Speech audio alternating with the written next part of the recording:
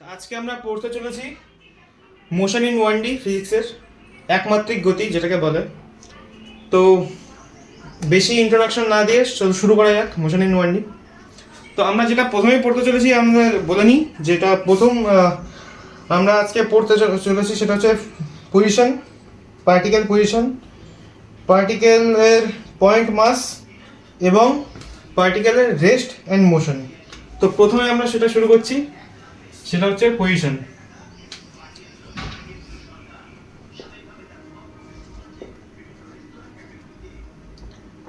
Position বা যেটাকে কি বলে বাংলায় স্থান, অবস্থান।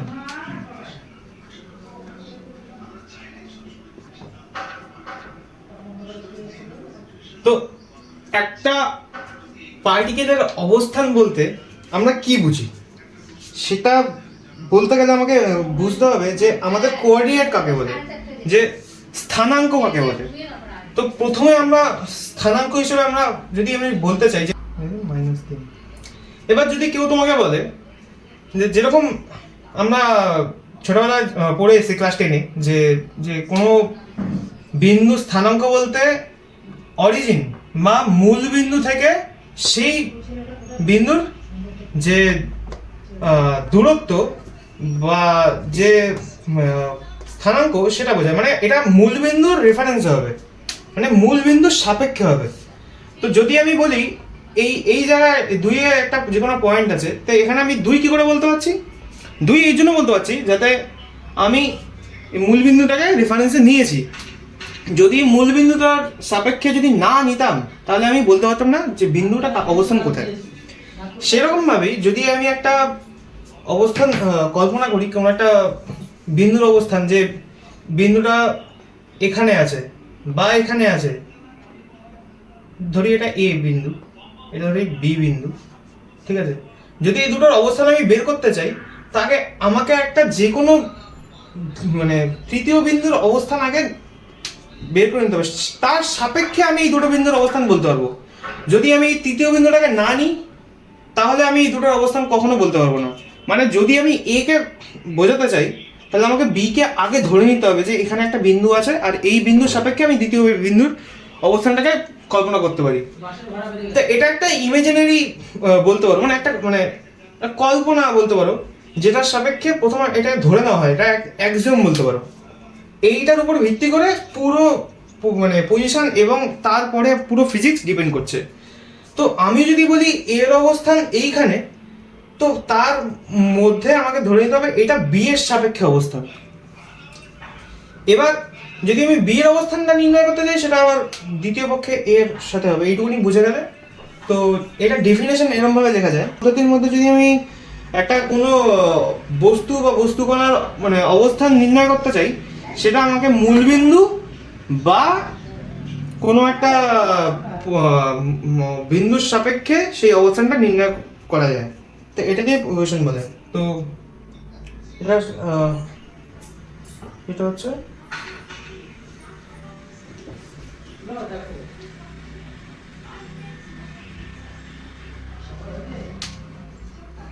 the location of an object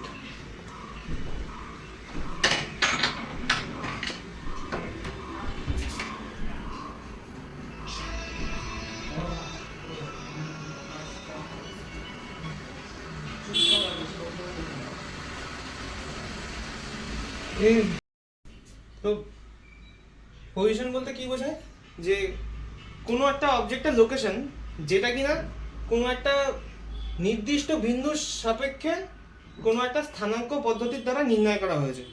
তো এটা বলে, মানে অর্থাৎ আমি যদি ইংলিশে বলতে চাই, the location of an object is relative to a chosen point, মানে ideally called origin in a coordinate system. তো এটা হচ্ছে পজিশনের বা অবস্থানের সংজ্ঞা।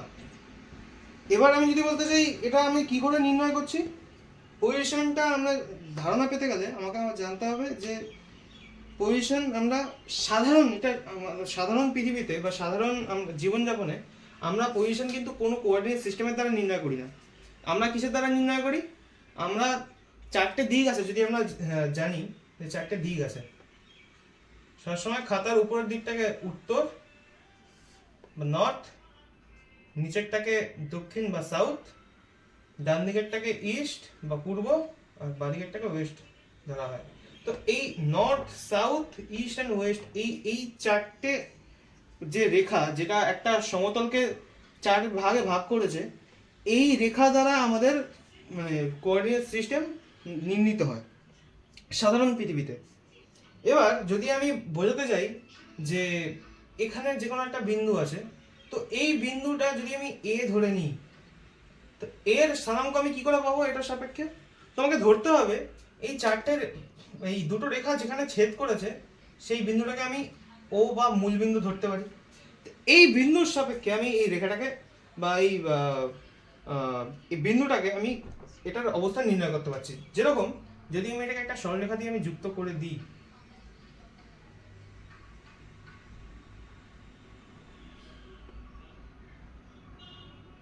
যদি এটাকে সরলরেখা দিয়ে যুক্ত করে দিই, তাহলে আমি দেখতে পাচ্ছি ও এর সরলরেখাটা অনেকটা নর্থ আর সাউথ ইস্টের মধ্যে কাজ করছে। তো নর্থ আর ইস্টের মধ্যে কাজ করছে, তার মানে এটা হতে পারে নর্থ অফ ইস্ট বা ইস্ট অফ নর্থ।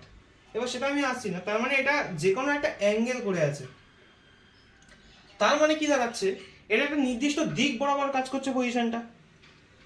তার মানে এটা এটা যখন একটা নির্দিষ্ট দিক বরাবর কাজ করছে, তার মানে দিক থাকতে গেলে আমাকে কি কি থাকতে হবে? প্রথমে যদি আমরা ছোটবেলায় যদি পড়েছি বা না পড়েছি, যদি কোনো এমন একটা পদার্থ যার শুধুমাত্র মান আছে, সেটাকে আমরা কি কোয়ান্টিটি বলি? সেটাকে আমরা স্কেলার কোয়ান্টিটি বলি। আর যার মান আর দিক উভয় আছে তাদের আমরা ভেক্টর কোয়ান্টিটি বলি। ঠিক সেইভাবে একটা পজিশনের একটা পজিশন বলতে একটা বিন্দু বা একটা বস্তুর পজিশন, একটা নির্দিষ্ট দিক থাকে আর সেটার মান থাকে। মানে অর্থাৎ দিক বলতে রয়েছে আমাদের এই কোন দিকে অবস্থান করছে সেই বিন্দুটা, এই মূল বিন্দুর সাপেক্ষে কোন দিকে অবস্থান করছে, এর একটা দিক রয়েছে, এবং এর মান রয়েছে কতটা দূরে অবস্থান করছে। ধরি এটা x দূরে অবস্থান করছে, ধরি এটা x দূরত্ব অবস্থান করছে। তো এই দূরত্বটা হচ্ছে এটার মান। আর কোন দিকে রয়েছে, মানে এদিকে রয়েছে না ওদিকে রয়েছে, সেটা নির্ণয় করছে সেটা মানে কোন ভাবে অবস্থান করছে। তো এইটা দিয়ে আমরা বলতে পারি যেটা একটা দিকও রয়েছে, মানও রয়েছে, তাই এটা কি কোয়ান্টিটি? Vector quantity. তা আমরা লিখতে পারি যে পজিশন একটা ভেক্টর কোয়ান্টিটি। এক নম্বর point,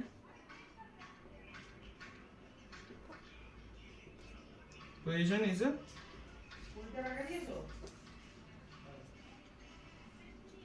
vector quantity. Position is a vector quantity. আচ্ছা, এবার কি আছে? আচ্ছা, ভেক্টর কোয়ান্টিটি মানে হচ্ছে পজিশনের ডাইরেকশন থাকবে।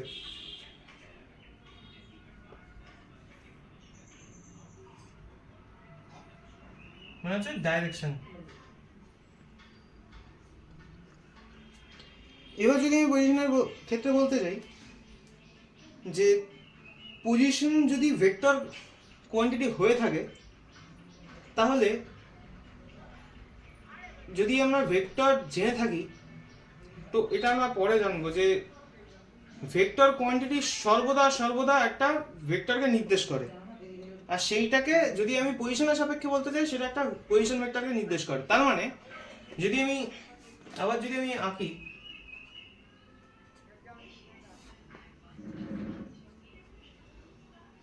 এই যে নর্থ, সাউথ, ইস্ট,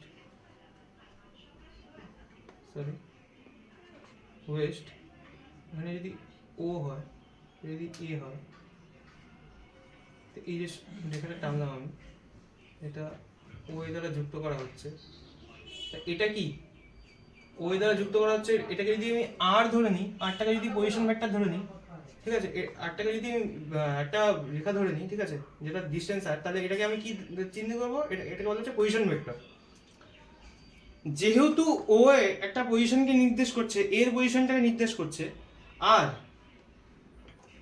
আর এই আরটা নির্দেশ করছে কিসে? এই ও এর ডিস্টেন্সকে। তাই আর কে আমি এখানে ও এর পজিশন ভেক্টর বলতে পারি। তাহলে আর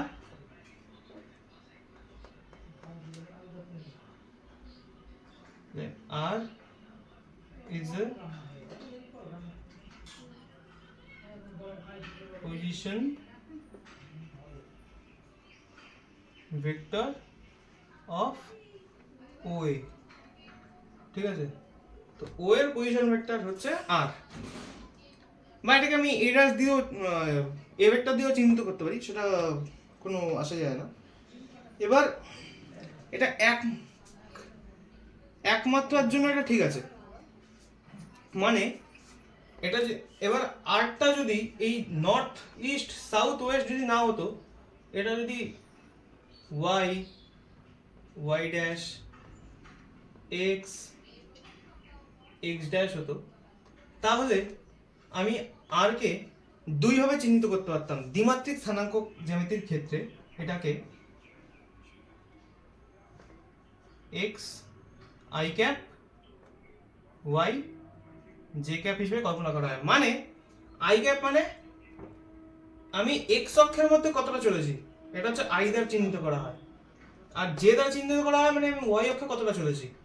তার মানে এক্স অক্ষে আমি এই স্মল এর ডিস্টেন্স চলেছি, আর জে ক্যাপ মানে হচ্ছে আমি এই ওয়াই অক্ষে আমি স্মল ওয়াই বা ছোট ওয়াই ডিস্টেন্স চলেছি।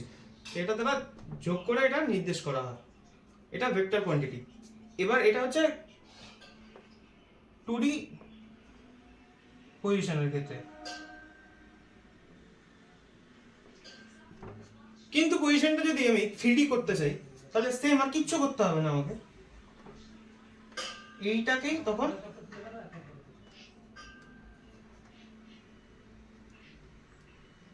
জাস্ট সেট কে ক্যাপ দ্বারা চিহ্নিত করতে হবে। তো কে ক্যাপ মানে হচ্ছে আমি জেড অক্ষে কতটা চলেছি, আর জেড মানে হচ্ছে সেই অক্ষটার মধ্যে আমি কতটা চলেছি। তো এটা হচ্ছে ত্রিমাত্রিক অক্ষ। তো আর এর পজিশন নির্ণয়, 3D পজিশন।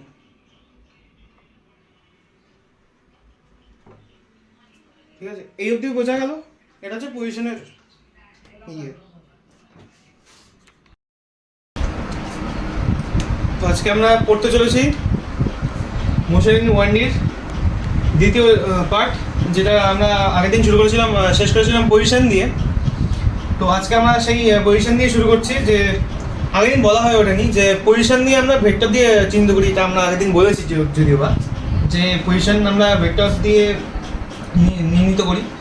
তো সেই সাপেক্ষে দ্বিতীয় অধ্যায়ে আমরা প্রথম পড়ছি আমরা দ্বিতীয় পার্টে, যে পজিশন ভেক্টর কাকে বলে।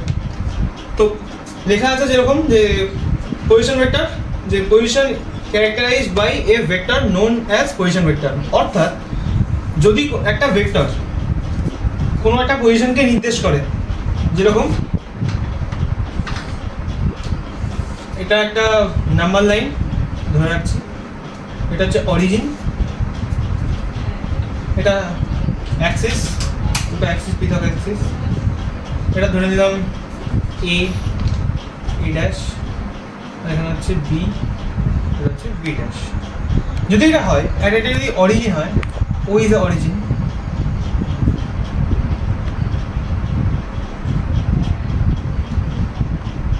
যেটা কিনা একটা সমতলকে 4টে ভাগে ভাগ করেছে। যদি এটা অরিজিন হয় আর এই দুটো যদি অক্ষ হয়, পরস্পরকে সমকোণে কাট করেছে, এমন কোনো একটা পয়েন্ট পাচ্ছি আমি এই স্পেসের মধ্যে, স্পেস মানে একটা শূন্য স্থান, ফাঁকা স্থান, সেখানে একটা এমন একটা পয়েন্ট পাচ্ছি যেটাকে আমি নির্দেশ করছি সি দিয়ে। তো এই সি পয়েন্টটা, এটা একটা পজিশন যদি বোঝাবে, তখন যখন এই পজিশনটাকে একটা ভেক্টর,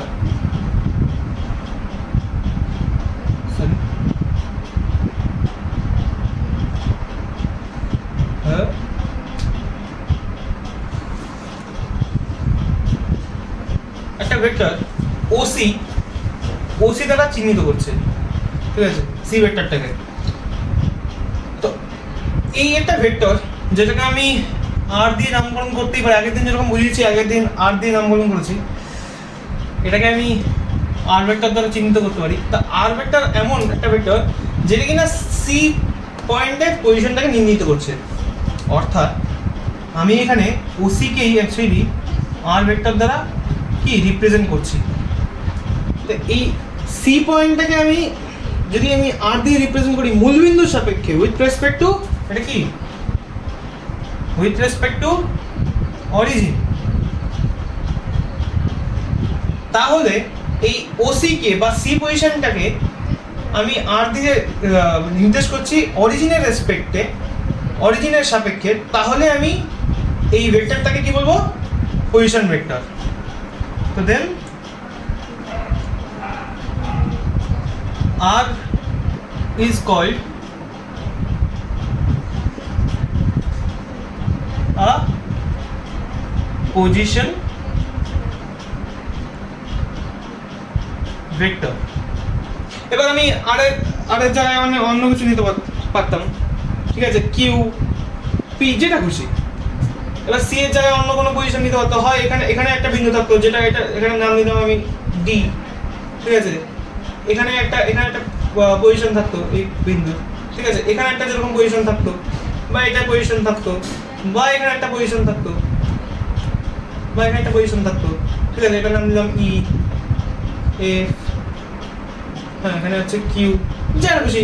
এইগুলোকে যদি আবার সেম দিয়ে রিপ্রেজেন্ট করি, এটা একটা ভেক্টর, ঠিক আছে, এখান থেকে এটা একটা ভেক্টর, এখান থেকে এটা একটা ভেক্টর, এটা থেকে এটা একটা ভেক্টর, এই বিভিন্ন ভেক্টর দিয়ে আমি নির্দেশ করতেই পারি, ঠিক আছে, এগুলোকে। তো এগুলো পৃথক পৃথক একটা ভেক্টর নির্দেশ করছে এই পজিশনগুলোকে। তো এগুলোকে বলা হয় সেই ভেক্টর, যেরকম তাদের ওডি একটা ভেক্টর, মানে পজিশন ভেক্টর এগুলো।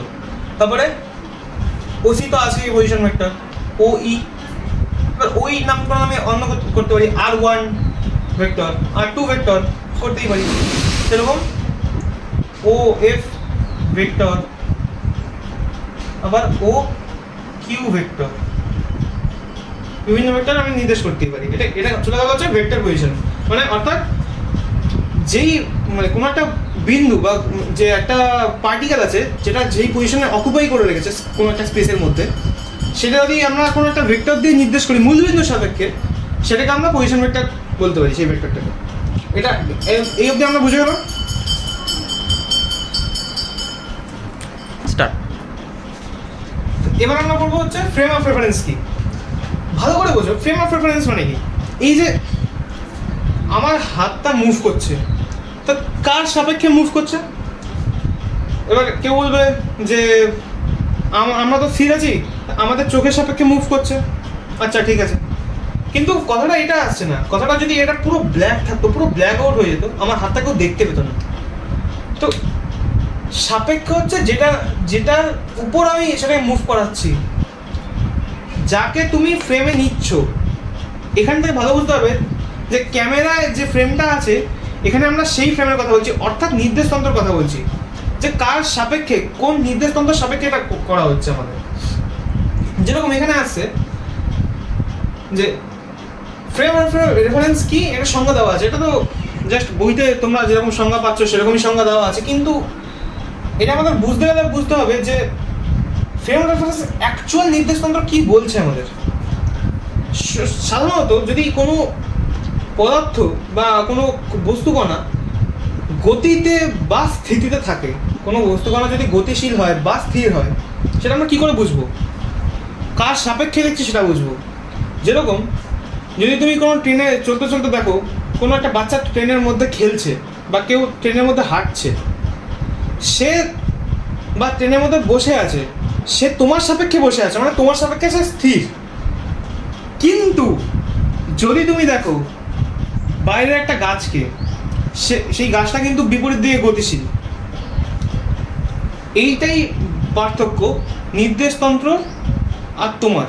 মানে তুমি তখন একটা নির্দেশতন্ত্রের মধ্যে বসে আছো ট্রেনের মধ্যে, তার মানে হচ্ছে ট্রেনটা তোমার কাছের নির্দেশতন্ত্র যার উপর তুমি বসে আছো, অর্থাৎ সেই নির্দেশতন্ত্রটা যখন তখন গতিশীল, সেই রেফারেন্স ফ্রেমটাই তখন গতিশীল। তাই জন্য সেই ফ্রেমের মধ্যে থাকা সমস্ত বস্তু তোমার স্থির মনে হচ্ছে, যদি তারা তোমার সাপেক্ষে স্থির থাকে। এবার ফ্রেমের বাইরে যেই বস্তুগুলো আছে, যেরকম গাছপালা, পশু পাখি, ঠিক আছে, সেইগুলোকে তুমি বিপরীত দিকে গতিশীল থাকতে দেখছো, তার মানে তারা সেই ফ্রেমের সাথে গতিশীল না। তাহলে এখানে ফ্রেম অফ রেফারেন্স কাজ করছে। তাই আমরা ফিজিক্সে এর পর যা পড়বো, ঠিক আছে, মোশন বা রেস্টের বিষয় সব কিছুই মেইন ভূমিকা পাবে হচ্ছে ফ্রেম অফ রেফারেন্স। তো চলো পরে যাক ফ্রেম অফ রেফারেন্স কাকে বলছে। বলছে it's a system to which a set of coordinates are attached and with reference to which observer describes any event. অর্থাৎ বলছে এটা একটা পদ্ধতি বা একটা ব্যবস্থা যেটা কিনা কোনো একটা স্থানাঙ্ক উপর গঠিত বা একটা স্পেসের উপর গঠিত। এবার স্পেস বলতে একটা স্থান হচ্ছে, মানে একটা ফিজিক্স তো তৈরি হয়েছে একটা স্পেসের উপরে, তাই না? একটা যদি তুমি স্থানের কল্পনা নাই করতে পারো তাহলে এইসবের পুরো অ্যাবস্ট্রাক্ট কথাবার্তা হয়ে যাবে। এটা তাহলে এটা স্থানাঙ্কের উপর নির্মিত হয়েছে, যেটা কি ওয়েল ডিফাইন্ড সেট, এটা নিজের মধ্যে। তো সেই একটা এরকম ব্যবস্থা যেটা কিনা স্থানাঙ্কের উপর তৈরি হয়েছে এবং সেটা কিনা একটা নির্দেশতন্ত্রের উপর, নির্দেশতন্ত্র কি বলছি, একটা রেফারেন্স বা একটা ব্যবস্থাকে কার্যকরিত করতে হয়েছে যা কিনা একটা পর্যবেক্ষক দ্বারা পরিলক্ষিত। অনেক হয়ে গেল জিনিসটা, যে একটা অবজারভার ডেসক্রাইবস এনি ইভেন্ট। কোনো একটা ঘটনাকে কোনো একটা পর্যবেক্ষক তার নিজস্ব মানে যুক্তিতে সেটা মানে বলছে বা কি বলবো, মানে ব্যক্ত করছে সে জিনিসটা কীভাবে ঘটছে। এবার সেটা সেই অবজারভারই বলতে পারছে, সে যেটাকে দেখছে, সে পর্যবেক্ষক করছে, সেটা কোথায় দেখতে পাচ্ছে, কোনো একটা কোঅর্ডিনেট সিস্টেমে দেখতে পাচ্ছে, ঠিক আছে, ওয়েল ডিফাইন্ড কোঅর্ডিনেট সিস্টেম দেখতে পাচ্ছে। তো এটাকেই ফ্রেম অফ রেফারেন্স বলছে। যদি আমি ধরে নিই যে একটা বক্স, বি নাম দিলাম বক্সের, এখানে একটা অবজারভার আছে,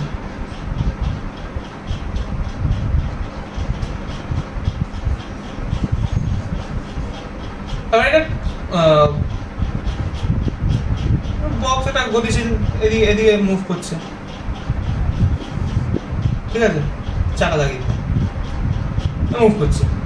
তো অবজারভার যদি নিজে থেমে থাকে গ্রাউন্ডের সাপেক্ষে তাহলে কি হবে, এই বক্সকে সে মুভ করতে দেখতে পারবে। এবার এটা কোথায় আছে, এটা কিন্তু একটা স্পেসের মধ্যে আছে, এই নির্দিষ্ট কোঅর্ডিনেটস আছে কিন্তু এগুলো, ঠিক আছে। 1 মিটার 2 মিটার এটা কোঅর্ডিনেটস আছে, ইউনিট ডাইমেনশন ক্ষেত্রে এটা পড়বে তোমরা, যে এটা 1 metre 2 metre well defined coordinates এগুলো। তো এগুলোর মধ্যে মুভ করছে, এবার কনস্ট্যান্ট মুভ করছে, তখন এটাকে কি বলছে, এই প্রত্যেকটা কণার ভেতরে থাকা প্রত্যেকটা কণা সেম ডাইরেকশনে মুভ করছে।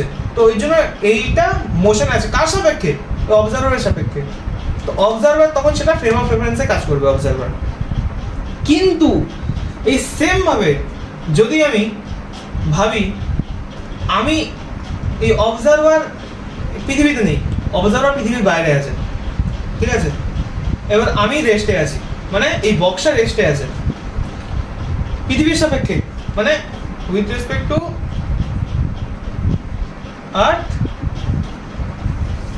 B is rest, with respect to earth মানে পৃথিবীর রেসপেক্টে এই বক্সটা স্থির, আমার রেসপেক্টে যেটা আমি পৃথিবীতে দাঁড়িয়ে আছি তার রেসপেক্টে বক্সটা স্থির। তো এখানে আর্থ বলে লিখিনি, পৃথিবীর সাপেক্ষে বক্সটা স্থির, কিন্তু এ তো পৃথিবীর বাইরে আছে, এ তো সৌরজগতের মধ্যে আছে কিন্তু পৃথিবীর মধ্যে নেই। তাহলে এগিয়ে দেখতে হবে আমি স্থির, একদমই না। কারণ পৃথিবী যখন মানে পৃথিবী তো স্থির নেই, পৃথিবী তো নিজের কক্ষপথের চারিদিকেও ঘুরছে একবার, আবার কি নিজের অ্যাক্সিসের চারিদিকেও একবার ঘুরছে। তাহলে আমি তো পৃথিবীর মধ্যে স্থির আছি, তার মানে আমি তো পৃথিবীর সাথে সাথে ঘুরছি, পৃথিবীর কেন্দ্রের চারিদিকে ঘুরছি একবার, আবার পৃথিবীর কক্ষপথের চারিদিকেও ঘুরছি, তাহলে আমি তো স্থির নেই। তাহলে এই অবজারভারের সাপেক্ষে তখন এই বি কি গতিশীল, এইটাই কাজ করছে ফ্রেম অফ রেফারেন্স। এটাই বলছে যে ইটস আ ফ্রেম অফ রেফারেন্সকে আমরা এর জন্য প্রেফারেন্স দিই যে কোনো জিনিস গতিশীল বা স্থিতিতে আছে কিনা সেটা জানার জন্য।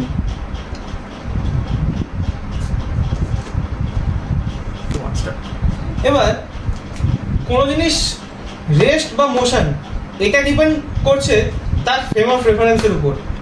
দুটো রিলেটিভ টার্ম, যেরকম বললাম যে কোনো বস্তু যদি গতিশীল হয় পরস্পর, দুটো বস্তু গতিশীল হয়, একটা বস্তু যদি একটা বস্তুকে অবজার্ভ করছে, ঠিক আছে, তাহলে দেখতে হবে দুটো বস্তুই স্থির। কিন্তু যদি একজন স্থির হয় একজনের সাপেক্ষে, তাহলে কি দেখতে হবে, অন্যটি গতিশীল। তো এটাই বলছে যে rest and motion are two relative terms and it depends upon the frame of reference, মানে কার সাপেক্ষে, কোন নির্দেশতন্ত্রের সাপেক্ষে আমরা সেটাকে দেখছি। এবার আমরা পড়বো হচ্ছে রেস্ট বিষয়ে। রেস্ট কাকে বলে?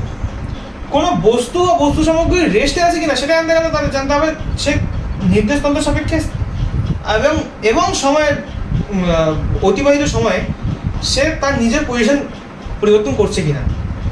অর্থাৎ if A body does not change its position as time passes with respect to the frame of reference we consider, it is said to be at rest. মানে কোনো বস্তু বা বস্তুকণা আমরা এটা বলতে পারি সে রেস্টে আছে বা স্থিতিতে আছে কখন, যখন কিনা সে অতিবাহিত সময় তার নিজের পজিশনটা চেঞ্জ করবে না কোনো একটা বস্তুতন্ত্র বা নির্দেশতন্ত্রের সাপেক্ষে, তখন আমরা তাকে কি বলবো, সে স্থির আছে। এবং তার অবস্থাটাকে কি বলবো আমরা, স্থিতি বলবো। এবার মোশন কাকে বলছে, গতি কাকে বলছে? If A body changes it's position as time passes with respect two frame of reference it is said to be in motion. কোনো বস্তু বা বস্তুকণা যদি অতিবাহিত সময়ের মধ্যে তার অবস্থান পরিবর্তন ঘটায়, খুব দীর্ঘ পরিবর্তন ঘটায়, তাহলে কি হবে, সেই বস্তুকণাটি কোনো একটা নির্দেশতন্ত্র সাপেক্ষে যদি এটা করে, তাহলে সেই বস্তুকণাটি গতিতে আছে এবং তার অবস্থাটাই গতিশীল অবস্থা আমরা বলতে পারি। এটা একটা উদাহরণ দিচ্ছি। যদি আমি দুপুর 12টা থেকে 6টার মধ্যে আমি এই জায়গায় ঠাই দাঁড়িয়ে থাকি ক্যামেরার সামনে, ঠিক আছে, তাহলে আমি কি এইটুকুনি টাইম পিরিয়ডের মধ্যে আমি কিন্তু মুভ করছি না এখান থেকে, তাহলে কি আমি এইটুকুনি টাইম পিরিয়ডের মধ্যে কোনো পজিশন চেঞ্জ করছি না, ঠিক আছে, তাহলে পজিশন আমার কি চেঞ্জ হচ্ছে না, তাহলে কি আমি রেস্টে আছি। এবার যদি আমি মনে করি যে আমি এইটুকুনি টাইম পিরিয়ডের মধ্যেই আমার পজিশনটা চেঞ্জ করবো, তার মানে আমি এখান থেকে জাস্ট এইটুকুনি সরবো, একটা পজিশন চেঞ্জ করছি, তাহলে আমি কি এই সময়ে কি আছি, মোশনে আছি, তাই তো, একদমই। এইভাবে আমরা বলতে পারি যে কোনো জিনিস রেস্টে আছে বা মোশনে আছে। এবার ভালো করে ভাবো, এই যে আমরা পজিশন বা মোশন বলছি, এবার আমরা কোনটাকে আমরা ধরছি ফ্রেম অফ রেফারেন্স? এইটুকু দেওয়ালকে। এইটুকু দেওয়াল আমার কি হয়ে যাচ্ছে, তখন পজিশনও হয়ে যাচ্ছে আর তার সাথে আমাদের ফ্রেম অফ রেফারেন্সও কাজ করছে। তো এটাকেই আমরা বলছি ফ্রেম অফ রেফারেন্স আর কি রেস্ট বা মোশনের ধারণা, যেটা কিনা সময়ের সাপেক্ষে কাজ করছে। সময়ের সাপেক্ষে কাজ করে যদি আমি ফ্রেম অফ রেফারেন্সের দ্বারা আমার পজিশন চেঞ্জ হচ্ছে সময়ের সাপেক্ষে, তাহলে আমরা মোশনে আছি। এবং যদি সেই পজিশন চেঞ্জ না হয় এইগুলোর সাপেক্ষে, তাহলে আমরা কি রেস্টে আছি, এটাই বলো।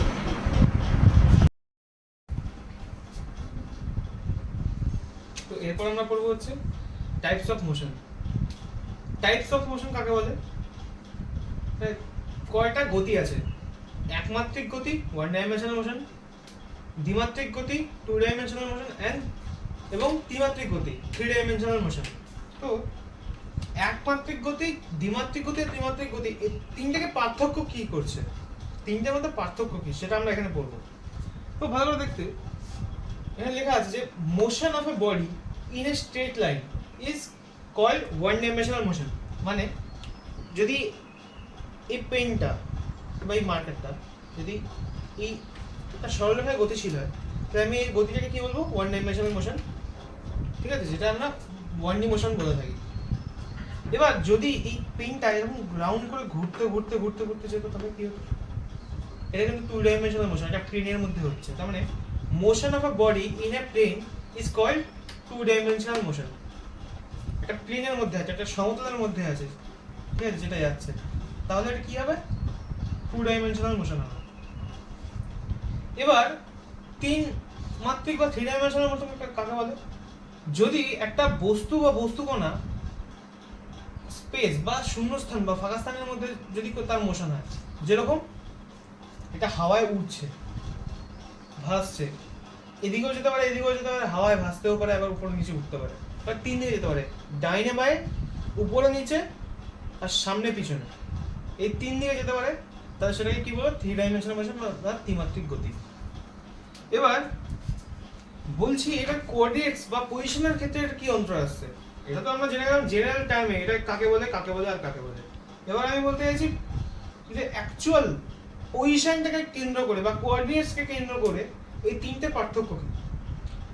এবার বলছে যে যদি কোনো বস্তুর এমন একটা সরলরেখায় গতিশীল হয় যেটাতে তার শুধুমাত্র একটি কোঅর্ডিনেটের পার্থক্য আছে, পজিশনের দুটো পজিশনের ক্ষেত্রে একটি কোঅর্ডিনেটের পার্থক্য আছে, মানে যদি তার এখন কোঅর্ডিনেট আছে, যদি আমি বস্তুটা আছে সে আর ভেক্টরটা এক্স আই ক্যাপ নির্দেশ করে, আর তার কিছুক্ষণ পর ধরে নিলাম টি সময়ে সে আর টুতে যাচ্ছে বা সরি আর ওয়ানে যাচ্ছে, তার এখানে এক্স ওয়ান সময় লাগছে, মানে এক্স ওয়ান পজিশনে পৌঁছাচ্ছে, তাহলে এখন যে চেঞ্জ করেছে শুধুমাত্র একটা ভেক্টর চেঞ্জ করেছে বা একটা কোঅর্ডিনেট চেঞ্জ করেছে, ওটাই বলছে যে when only one coordinates of a position of a body changes with time then it is said to be moving in one dimension। মানে যদি কোনো বস্তু সময়ের সাপেক্ষে মোশন আসে, তার পজিশন চেঞ্জ করে বা মোশনে আছে এবং তার শুধুমাত্র একটা কোঅর্ডিনেটসই চেঞ্জ হবে, তখন সেই বস্তু কণাটি আমরা কি বলবো? ওয়ান ডাইমেনশন মোশনে আছে। এবার সেটা যদি টু ডাইমেনশনে যায় তো দুটো পজিশন চেঞ্জ হবে, এটার সাথে হয়ে যাবে ওয়াই জে ক্যাপ আর এটার সাথে হয়ে যাবে Y one sorry Y one J cap. তো এটা চেঞ্জ হবে, এটা টু ডাইমেনশনাল মোশন, মানে দুটো কোঅর্ডিনেট চেঞ্জ হচ্ছে, মানে এটা নাম্বার লাইন যদি ধরি, এটা ও এখন ছিল কোণাটা হচ্ছে এই জায়গাটা ছিল, তাই যদি আমি আর ওয়ান বা আর দিয়ে নির্দেশ করি, ঠিক আছে, আর এর ইয়ে কি এক্স আর ওয়াই। এবার এটা আর ভেক্টর মানে এটা হবে, কিন্তু আর যখন আমি কোঅর্ডিনেট ইয়ে করবো তখন এটা এক্স আর ওয়াই হবে। এবার যদি আমি আর ওয়ানের দেখি, এটা আর ওয়ান, তাহলে ও এর সাপেক্ষে মূল বিন্দুর সাপেক্ষে এটা কি হবে? আর ওয়ান এক্স ওয়ান, এটা হচ্ছে ওয়াই ওয়ান, এটা হবে, এটা কোঅর্ডিনেটস হবে, এটা পার্থক্য হবে। এবার আমি এটা পার্থক্য করতে পারি, কতটা ডিসটেন্স আছে? আর মাইনাস আর ভেক্টর, এগুলো পরে আসছি আমরা। এই অবধি বুঝে গেলাম যে কোঅর্ডিনেটস কি করে হবে দুটোর পজিশন, তাহলে এটা টু ডাইমেনশন মোশনের ক্ষেত্রে হবে। এবার যদি ওয়ান ডাইমেনশন মোশন বলি শুধুমাত্র এটা হবে, তাহলে আর কি হবে? এক্স আর জিরো, আর এখানে আর এখানে আর ওয়ান কত হবে? X sorry X comma zero, R one হচ্ছে এক্স ওয়ান কমা জিরো, এটা হবে, এটাই চেঞ্জ হবে একটা কোঅর্ডিনেটস। এবার তিন মাত্রিক গতিতে কি হবে? তিনটে কোঅর্ডিনেট চেঞ্জ হচ্ছে, এবার তিনটে কোঅর্ডিনেট এরকম করতে বোঝাতে পারবো না, এদিকে গিয়ে সে এদিকে আসতে পারে, ওই ভেতরে ঢুকে যেতে পারে, এটা এখন বোঝানো যাবে না। যদি আমি কল্পনা করি যে এই তিনটে কোঅর্ডিনেটস আছে, ঠিক আছে, এই তিনটে কোঅর্ডিনেটস আছে, ঠিক আছে, একে অপরের সঙ্গে লম্ব হবে। যদি এটা আমি কল্পনা করতে পারি যে এটা কোঅর্ডিনেটস আছে, তাহলে যদি আমি একটা পেন ধরতে পারি যেটা কিনা এর এদিকে আছে, তার মানে সেটা কি আছে? এটা এদিকে থাকা মানে, এটা এদিকে থাকা মানে কি? এইটা এই অক্ষরটারও একটা কোঅর্ডিনেটস আছে এখানে, এই অক্ষরটারও একটা কোঅর্ডিনেটস আছে এখানে, তো এই প্রত্যেকটা অক্ষের এখানে কোঅর্ডিনেটস পৃথক পৃথক আছে অবস্থান, এখানে একটা পৃথক অবস্থান কোঅর্ডিনেটস পাওয়া যাবে তিনটে আলাদা, এখানে একটা আলাদা কোঅর্ডিনেটস পাওয়া যাবে তিনটে। তো এরকম যদি পজিশন চেঞ্জ হতে থাকে ত্রিমাত্রিক অবস্থানে, মানে এই আসল পৃথিবী বাস্তবে যদি চেঞ্জ হয় তখন সেটা ত্রিমাত্রিক গতিতে চেঞ্জ হবে। এবার এর উদাহরণগুলো কি কি হচ্ছে? 1D উদাহরণ হচ্ছে যে কোনো বস্তু বা বস্তুকণা যদি একটা স্ট্রেট লাইনে গতিশীল হয়, বা কোনো কেউ যদি উপর থেকে ফ্রিলি পড়ে, মানে এই যে ট্রেনটা এখানে এখানে ফ্রিলি পড়ছে, স্ট্রেট লাইনে পড়ছে, এটাকে একমাত্রিক গতি বলা হয়। এবার কোনো দ্বিমাত্রিক গতির উদাহরণ কি? Motion of A car in a circular path. ঠিক আছে, একটা গাড়ির বৃত্তীয় পথে গতি, এটাও হতে পারে, বা এটা হতে পারে আমি এটাকে এরকম ঘোরাচ্ছি, একটা সমতলে ঘোরাচ্ছি, একটা সমতলে এটাকে এরকম ঘোরাচ্ছি, এটাও হতে পারে, এটাও হতে পারে। ঠিক আছে, যে এটা হতে পারে যে সার্কুলার পথ যদি না ঘুরি, এই পেনটাকে আমি এরকম করে ঘোরাচ্ছি, এই পেনটা কি আছে? বৃত্তীয় গতিতে আছে, এটা আমরা বলতে পারি এটা তো 2 dimensional motion. But 3 dimensional motion কি?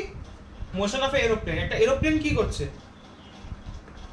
সামনে পিছনে যাচ্ছে, ডাইনে বাঁয়েও মুভ করতে পারছে, এবার কি উপরেও আসতে পারছে, নিচেও আসতে পারছে, মানে অনেকটা এরকম, এই উপরে গেল, এবার এদিকে গিয়ে এদিকে যেতে পারে সে।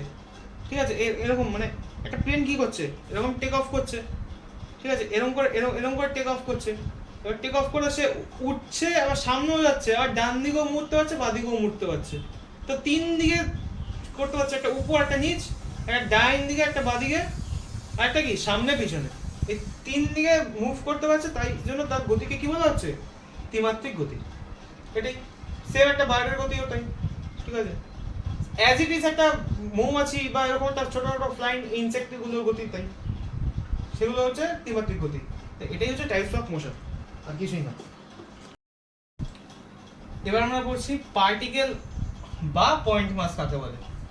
আচ্ছা, পার্টিকেল বলতে আমরা কি বুঝি? কোন একটা কণা। পয়েন্ট মাস মানেও সে একটা কণা, ঠিক আছে, যার মাস আছে, একটা বিন্দু, যে একটা বিন্দু যার মাস আছে। আমি যদি একটা বিন্দু নিয়ে নিই, এই বিন্দুর কিন্তু খুব ক্ষুদ্র পরিমাণ হলেও একটা ভর আছে, তো ঠিক সেরকম এটাকে একটা কণা বলা চলে। কখন? সেটা বলছে যে the smallest part of a matter, একটা কোনো একটা পদার্থর সব থেকে ক্ষুদ্রতম পার্ট, যেটা কিনা 0 ডাইমেনশন, মানে যার কোনো মাত্রা নেই, ঠিক আছে, একটাও মাত্রা নেই তার, 0 dimension, which can be describe its mass, যেটা তার কিনা শুধুমাত্র ভরকেই রিপ্রেজেন্ট করে এবং পজিশন দ্বারা পরিলক্ষিত হয়। মানে সেটা কি দ্বারা পরিলক্ষিত হয়? মাস এবং পজিশন, মানে ভর এবং অবস্থান দ্বারা সেটাকে ডিফাইন করা যায়। সেটাকে কি বলে? সেই পদার্থটা পার্টিকেল বলে সেটাকে।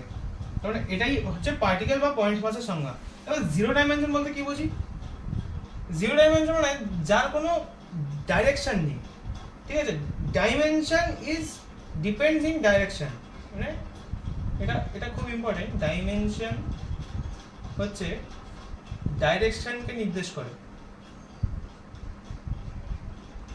যেরকম যদি 1D হতো, তাহলে কি হতো?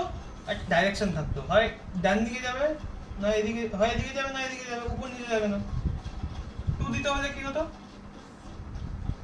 2D হলে 4টে দিক অবস্থান করতো, হয় এদিকে যাবে, না এদিকে যাবে, ঠিক আছে, মানে এর মধ্যে যে কোনো কিছু যাবে, হয় এখানে যেতে পারে, এদিকে গিয়ে এদিকে যেতে পারে, মানে এখানে গিয়ে এখানে যেতে পারে, বা এদিকে গিয়ে এদিকে যেতে পারে, বা প্রথমে সোজা গেল তারপরে এই পাশে গেল, ঠিক আছে, বা এদিক থেকে এদিকে যেতে পারে, বা এরকম গোল গোল ঘুরতে পারে, যেটা খুশি যেতে পারে।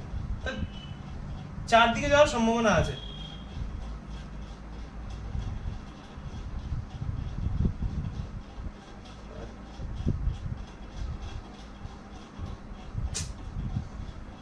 কেটে দিতে পারিস?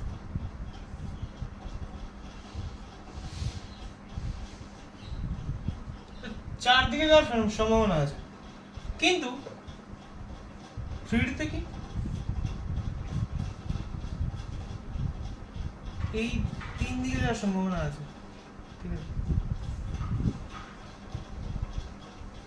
এই 3 দিকে যাওয়ার সম্ভাবনা আছে, মানে 3 দিকে, মানে একটা স্পেসকে যদি আমি কল্পনা করতে চাই, একটা স্পেস কিরকম করে, এটা যদি 4টে ভাগে খণ্ড করে, ঠিক আছে, উপরে 4টে ভাগ, নিচে 4টে ভাগ, এবার এদিকের পাশাপাশি যদি আমি আরেকটা স্পেসকে কল্পনা করি, এটা কয়টা ভাগে কল্পনা হচ্ছে?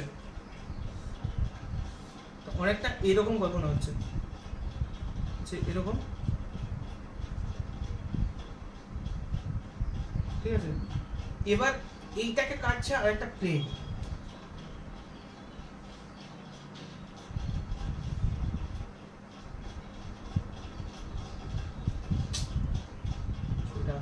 না। বন্ধ কর। 8টা ভাগে কাটছে, তার মানে এটাই, তার মানে এই সমতলটা এখন আর সমতল নেই, এই সমতলটা এখন আর সমতল নেই, তার মানে এর পাশাপাশি এখানে একটা সমতল ক্রিয়েট হয়ে গেছে।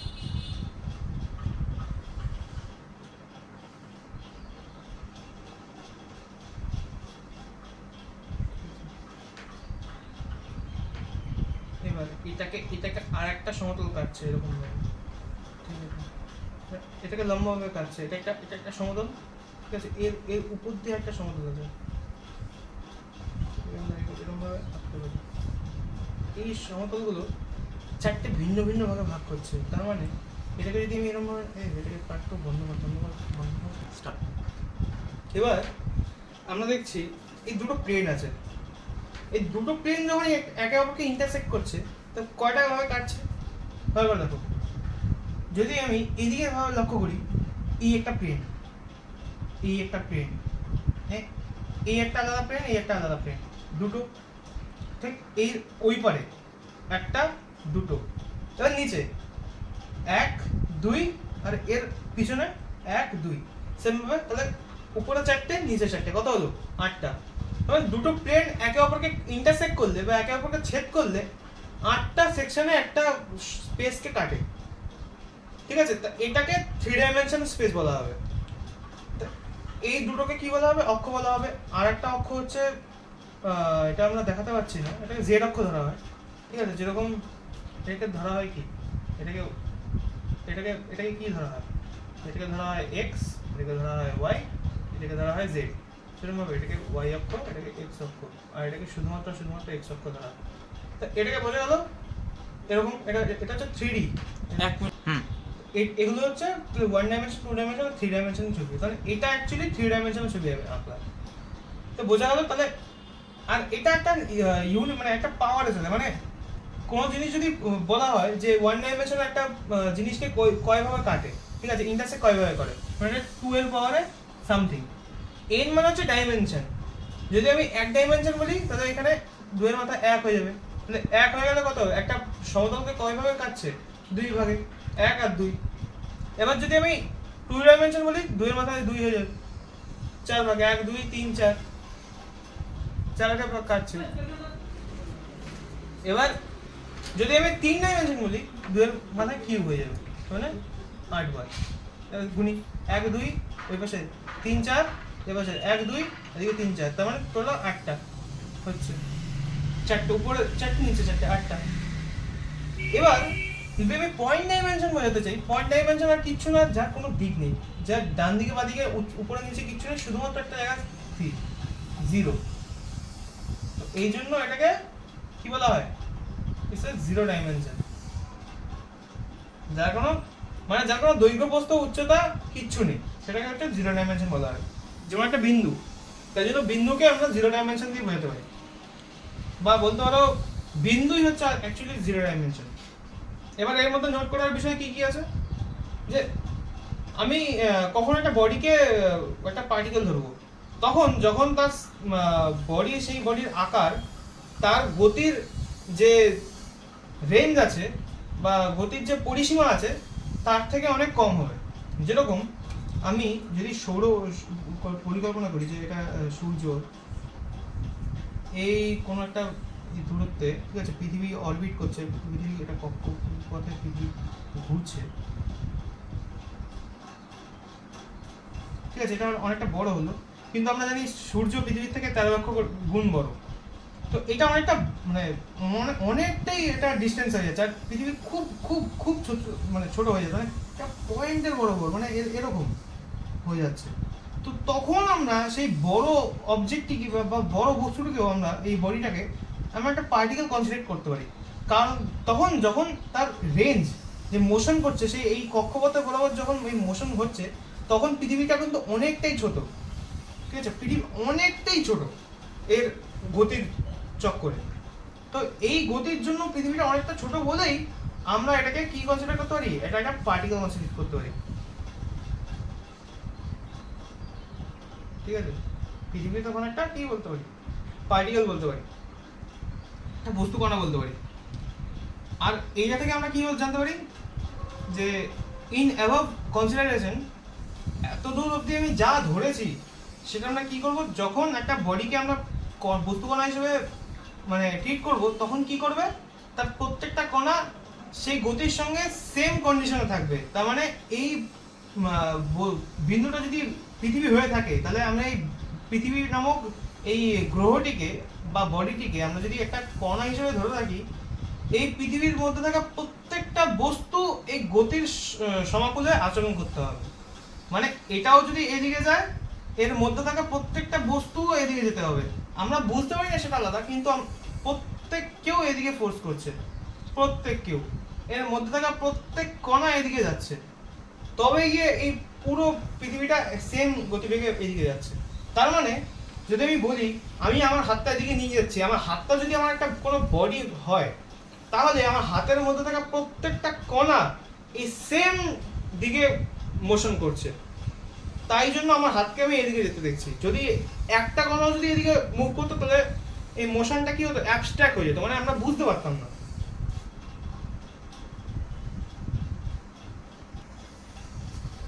তো আজকে এই পর্যন্তই। আজকে পার্টিকেল আর পার্টিকেল মাস, পয়েন্ট মাস, এই অবধি আমাদের আজকের লেকচার। নেক্সট দিন থেকে আমরা হয়তো ডিসপ্লেসমেন্ট আর ডিস্টেন্স অধ্যায় শুরু করব। তো ততক্ষণ অবধি স্টে টিউনড, আর আমাদের চ্যানেল ফলো করবেন, ফিজিক্স গ্লিচ। আশা করবো আপনাদের ভালো লাগলে share, like, share and comment করবে। আর ততক্ষণ অবধি টিকে থাকো।